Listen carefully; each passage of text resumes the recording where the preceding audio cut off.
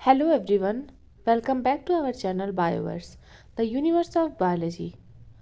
आज हमारे बायोटेक्नोलॉजी के सीरीज़ में हमें पढ़ना है क्लोनिंग वेक्टर्स के बारे में। इससे पहले के लेक्चर में हमने समझा था कि आरडीएनए टेक्नोलॉजी क्या होती है। उसके बाद में हमने आरडीएनए टेक्नोलॉजी के वेरियस कंपोनेंट्स को डिस्कस करना चाहा था, जिसमें सबसे पहले हमने रेस्ट्रिक्शन एंडोन्यूक्लियेजेस और उसके अलावा जो एंजाइम्स यूज़ होती हैं जैसे कि लाइगेजेस और फॉस्फेटेजेस, काइनेजेस, इनके बारे में समझा था, जो कि आरडीएनए टेक्नोलॉजी में इस्तेमाल होने वाले कंपोनेंट्स हैं। उसी कड़ी में हम आगे पढ़ेंगे क्लोनिंग वेक्टर्स के बारे में। तो चलिए स्टार्ट करते हैं। क्लोनिंग वेक्टर क्या होता है? यहाँ पे देखिए, क्लोनिंग और वेक्टर। वेक्टर क्या होता है? वेक्टर समझ सकते हैं आप, किसी भी चीज़ को कैरी करने के लिए कोई चीज़ इस्तेमाल की जा रही है, ठीक है। समझ लीजिए आप इसको एक व्हीकल कह सकते हैं। जैसे आप कार में बैठकर कहीं पर जाते हैं, उसी तरह से जो आपका क्लोन्ड डीएनए है, ठीक है। जैसे पिछली टेक्निक में हम लोग समझे थे कि पिछले लेक्चर में कि देखे थे कि क्लोन डीएनए क्या होता है या आरडीएनए क्या होता है। जब दो डीएनए फ्रेगमेंट्स को मिलाकर कुछ बनाया जाता है, ठीक है, मतलब वहाँ पे हाइब्रिड डीएनए होता है, उसको हम लोग आरडीएनए बोलते हैं। तो अगर उसको जो है ले जाने के लिए हम जिस चीज़ का इस्तेमाल करते हैं उसको क्या कहते हैं? वेक्टर। क्लोनिंग वेक्टर के बारे में देखते हैं। Genetic vectors are vehicles for delivering foreign DNA into recipient cell. जैसे पहले आपने आरडीएनए बना लिया, ठीक है, अब ये आपका होस्ट सेल है। अब होस्ट सेल में आप किसी तरह से इसको ट्रांसफ़र करेंगे आरडीएनए को ना, तो जिसके थ्रू जो है ये ट्रांसफ़र होता है उसको क्लोनिंग वेक्टर कहते हैं, ठीक है। क्लोनिंग वेक्टर की मदद से जो आरडीएनए होता है वो होस्ट सेल में ट्रांसफ़र हो सकता है। In molecular cloning, a vector is a DNA molecule used as a vehicle to artificially carry foreign genetic material into another cell where it can be replicated or expressed, ठीक है। तो vectors क्या करते हैं? ये उस डीएनए को carry करते हैं, ठीक है, डीएनए को कैरी करते हैं और होस्ट सेल में जाकर डिलीवर करते हैं, जिससे कि वहाँ पे क्या हो सके, वहाँ पे उसकी जो है हाइब्रिड बनाया जा सके, ठीक है, या तो रेप्लिकेट हो सके या फिर वो जो आरडीएनए है वो एक्सप्रेस हो सके। Vectors can replicate autonomously and typically include features to facilitate the manipulation of DNA. Vectors जो होते हैं वो ऑटोनोमसली रेप्लिकेट कर सकते हैं, मतलब उन्हें किसी और की ज़रूरत नहीं है, वो खुद से ही रेप्लिकेशन परफॉर्म कर सकते हैं। As well as a genetic marker for their selective recognition. तो ये देखिए क्या कंटेन करता है? ऑटोनिमसली अगर रेप्लिकेट करा, मतलब ये क्या कंटेन करेगा? ओरिजिन ऑफ रेप्लिकेशन साइट, या फिर उसी को हम ओराई कहते हैं, ठीक है। और एक चीज़ का कंटेन करेगा, कोई जेनेटिक मार्कर कंटेन करेगा, क्योंकि अगर मार्कर नहीं लगेगा तो हम उसको रिकॉग्नाइज कैसे करेंगे या आप उसको कैसे पहचानेंगे, ठीक है। तो इसलिए एक मार्कर को वहाँ पे होना ज़रूरी है। The different type of vector available for cloning are, बहुत सारे तरह के वेक्टर यहाँ पे अवेलेबल होते हैं। एक एक करके हम एक एक वेक्टर को डिटेल में पढ़ेंगे, ठीक है। जैसे कि प्लाज्मिड है, बैक्टीरियोफाज है, bacterial artificial chromosome, yeast artificial chromosome, mammalian artificial chromosome, ये सब जो मेन वेक्टर्स हैं ये सारे नाम हैं उनके, ठीक है। The cloning vectors are limited to the size of insert that they can carry, ठीक है। जैसे मान लीजिए आप किसी चीज़ में जो है ट्रैवल कर रहे हैं, ठीक है, तो उसकी एक फिक्स्ड कैपेसिटी होती है ना, कि ये इतने पैसेंजर्स को जो है ट्रैवल करवा सकती है। जो बस होती है उसमें लिमिटेड नंबर ऑफ सीट होती हैं कि उतने ही पैसेंजर्स इस बस पर ट्रैवल कर सकते हैं। उसी तरह से वेक्टर में क्या होता है, एक लिमिट होती है कि जिस साइज का डीएनए वो कैरी कर सकता है, ठीक है। और इसी के बेसिस पे, इसी की वजह से हमें अलग अलग प्रकार के वेक्टर्स इस्तेमाल करने पड़ते हैं, क्योंकि उसमें साइज का डिफरेंस होता है। आप देख सकते हैं, देखिए ये एक फाज है जो कि वेक्टर के जैसे इस्तेमाल होता है, लेमडा फाज। तो ये जो फाज होते हैं या बैक्टीरिया फाज होता है, ये क्या करता है, ये बैक्टीरिया को किल करता है, बैक्टीरिया पर अटैक करता है, इसीलिए इसका नाम बैक्टीरिया फाज है। तो ये इसका स्ट्रक्चर है। अब देखिए आप, ये जो है ये एक टिपिकल क्लोन का जो है क्लोनिंग वेक्टर का स्ट्रक्चर है। इसमें देखिए कहाँ क्या क्या चीज़ें हैं। सबसे पहले ओरिजिन ऑफ डीएनए रेप्लिकेशन, या इसको कहते हैं ओराई साइट, ठीक है। ये है ड्रग रेजिस्टेंट जीन, ये जो है ये मार्कर के जैसे इस्तेमाल करता है, ठीक है। इसी से हमें पता चलता है कि ये कौन सा वेक्टर है। और यहाँ पे कई सारी क्लोनिंग साइट्स प्रेजेंट है। तो ये एक टिपिकल वेक्टर का स्ट्रक्चर हो गया। अब एक क्लोनिंग वेक्टर आप ऐसे ही किसी को भी तो क्लोनिंग वेक्टर नहीं बना देंगे, उसके कुछ स्पेशल कैरेक्टरिस्टिक होने चाहिए, कुछ रिक्वायरमेंट होनी चाहिए, ठीक है। जैसे एक पुलिस ऑफिसर होता है तो उसकी कुछ ड्यूटीज़ होती हैं, उसी तरह से एक क्लोनिंग वेक्टर की भी कुछ ड्यूटीज़ हैं। तो वो ड्यूटीज़ क्या क्या हैं? It must be self replicating inside host cell, ठीक है। सबसे पहला पॉइंट है कि जो वेक्टर है आपका वो सेल्फ रेप्लिकेटिंग होना चाहिए। अगर सेल्फ रेप्लिक तो सबसे पहला फीचर है कि जो क्लोनिंग वेक्टर है आपका वो कैसा होना चाहिए?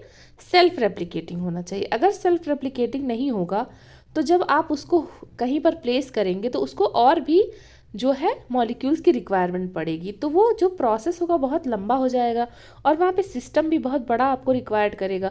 तो इसके लिए चाहिए कि सेल्फ रेप्लिकेटिंग होना चाहिए। अगर सेल्फ रेप्लिकेटिंग होगा तो जो रेप्लिकेशन होगा वो पहली बात तो फास्ट होगा और इंडिपेंडेंट होगा, ठीक है। सेकेंड है it must possess a unique restriction site for RE enzyme. देखिए हमने लास्ट लेक्चर में समझा था रेस्ट्रिक्शन एंडोन्यूक्लियस एंजाइम के बारे में। तो अगर रेस्ट्रिक्शन एंडोन्यूक्लियस एंजाइम की रेस्ट्रिक्शन साइट जो है वो क्लोनिंग वेक्टर में नहीं प्रेजेंट होगी तो रेस्ट्रिक्शन एंडोन्यूक्लियस अपना फंक्शन कैसे दिखाएगा? तो इसलिए जो है क्लोनिंग वेक्टर में रेस्ट्रिक्शन साइट का प्रेजेंट होना बहुत ज़रूरी है, ठीक है। Introduction of donor DNA fragment must not interfere with replication property of the vector. जैसे कि मान लीजिए आपने कोई यहाँ पे ये वेक्टर लिया हुआ है, ठीक है, और यहाँ पर आपने जो है ये इसका ओराई साइट है, ओके, ये इसका ओराई साइट है। और ऐसा अगर कहीं हो गया कि जो आपका जो है आपने इंसर्शन कराया डीएनए का, अगर वो इस वेक्टर के ओराई साइट को डिस्टर्ब कर दिया तो क्या ये वेक्टर जो है सेल्फ रेप्लिकेट कर पाएगा? नहीं कर पाएगा। इसलिए हमें ये बात ध्यान देनी है कि जो फॉरेन डीएनए का इंसर्शन हो रहा है, जैसे यहाँ पे जो फॉरेन डीएनए का इंसर्शन हो रहा है वेक्टर में, वो कभी भी ओराई साइट को डिस्टर्ब नहीं करना चाहिए। अगर ओराई साइट को डिस्टर्ब कर देगा तो जो सेल्फ रेप्लिकेशन है वो नहीं अकर करेगा, ठीक है। तो थर्ड प्रॉपर्टीज की ये है, it must possess some marker gene such that it can be used for later identification of recombinant cell। जैसा कि हमने पहले डिस्कस किया कि कोई ना कोई मार्कर साइट होनी चाहिए जिससे कि आप उसे पहचान सकें, ठीक है। और इसमें नॉर्मली मार्कर साइट के रूप में क्या इस्तेमाल होता है? कोई एंटीबायोटिक रेजिस्टेंस जीन इस्तेमाल होती है, ठीक है। अब देखिए, अब इसका भी एक टेक्निक है। जैसे आपका कोई क्लोनिंग वेक्टर है, इसमें किसी स्पेसिफिक एंटीबायोटिक, मान लीजिए एक्स एंटीबायोटिक है, ठीक है, सर्टेन एंटीबायोटिक जीन है कोई भी, ठीक है, कोई आपका ये क्लोनिंग वेक्टर है और यहाँ पे कोई एक्स एंटीबायोटिक है जिससे ये जो है रेजिस्टेंट है। मतलब अगर एंटीबायोटिक आप इसको देंगे तो इस वेक्टर पे कोई इफेक्ट नहीं करेगा, ठीक है। और एक कोई और वेक्टर है जिसमें ये रेजिस्टेंट जीन नहीं है, तो उस पर जो है ये एंटीबायोटिक क्या करेगा? अटैक कर देगा, ठीक, और ये ख़त्म हो जाएगा, लेकिन ये वाला जो आपका वेक्टर है ये बचा रह जाएगा। तो इस तरह से हम इसको पहचान सकते हैं कि ये वेक्टर वही है जिसमें रिकम्बिनेंट साइट भी है, साथ साथ में जो है रेस्ट्रिक्शन एंजाइम के लिए रिकग्निशन साइट भी है, एंटीबायोटिक रेजिस्टेंस जीन भी है मार्कर के लिए, और आपका डीएनए फ्रेगमेंट प्रेजेंट है, ठीक है। और देखते हैं लास्ट में है, they should be easily isolated from host. जो क्लोनिंग वेक्टर्स होते हैं उनको जो है इजीली आइसोलेट करने की प्रॉपर्टी उनके अंदर होनी चाहिए, ठीक है। तो ये कुछ इंपॉर्टेंट कैरेक्टरिस्टिक्स थे जो आपके क्लोनिंग वेक्टर में प्रेजेंट होने चाहिए। अब देखते हैं कि पहला वेक्टर हमारा प्लाज्मिड है। अब प्लाज्मिड्स के बारे में हम देखते हैं कि प्लाज्मिड्स की क्या प्रॉपर्टी है। तो प्लाज्मिड क्या होता है? Plasmid are extra chromosomal circular double stranded DNA replicating element present in bacterial cell, ठीक है। तो प्लाज्मिड क्या है? ये एक एक्स्ट्रा क्रोमोसोमल जो है डीएनए है। जैसे कि ये बैक्टीरिया सेल है, इसमें मान लीजिए न्यूक्लियस ऐसे प्रेजेंट है, ठीक है, यहाँ पे कुछ क्रोमोसोम होगा और कुछ क्रोमोसोम जो है, कुछ डीएनए मटेरियल जो होता है वो क्रोमोसोम के बाहर पाया जाता है, जैसे माइटोकॉन्ड्रिया में पा सकता है या फिर क्लोरोप्लास्ट में, कहीं भी, मतलब इस क्रोमोसोम से बाहर जो डीएनए मटेरियल प्रेजेंट है, कोई डीएनए ऐसा है जो क्रोमोसोम से बाहर प्रेजेंट है। तो ये पहली बात, इसकी प्रॉपर्टी क्या बताई गई? सर्कुलर है और डबल स्टैंडर्ड है, ठीक है। तो ये सर्कुलर और डबल स्टैंडर्ड डीएनए है जो कि सेल्फ रेप्लिकेटिंग है। हमें सेल्फ रेप्लिकेटिंग का ही तो काम था, तो ये हमारे क्लोनिंग वेक्टर बनने के लायक है, बिल्कुल है। तो plasmid show the size ranging from 5 kb to 400 kb, ठीक है। 400 kb तक की जो है ये साइज में प्रेजेंट होती हैं। Plasmids are inserted into bacterial cell by a process called transformation, ठीक है। जब प्लाज्मिड को बैक्टीरियल सेल में इंसर्ट किया जाता है तो उस प्रोसेस को क्या कहते हैं? Transformation. Plasmid can accommodate an insert size of up to 10 kb DNA fragment. ये पॉइंट इंपॉर्टेंट है कि प्लाज्मिड जो है कितने बड़े डीएनए फ्रेगमेंट को इंसर्ट करा सकता है। 10 kb डीएनए फ्रेगमेंट को ये कैरी कर सकता है। Generally, plasmid vectors carry a marker gene which is mostly a gene for antibiotic resistance, thereby making any cell that contains the plasmid will grow in presence of the selectable corresponding antibiotic, ठीक है। जैसे मैंने आपको पहले समझाया, suppose करिए हमारे पास 2 plasmids हैं, ठीक है। अब जिस प्लाज्मिड में हमने डीएनए को इंसर्ट कराया है, फॉरेन डीएनए को जिस प्लाज्मिड में हमने इंसर्ट कराया है, ठीक है, उसको हमको इस वाले डीएनए से अलग करना है, ठीक है। कैसे अलग करेंगे?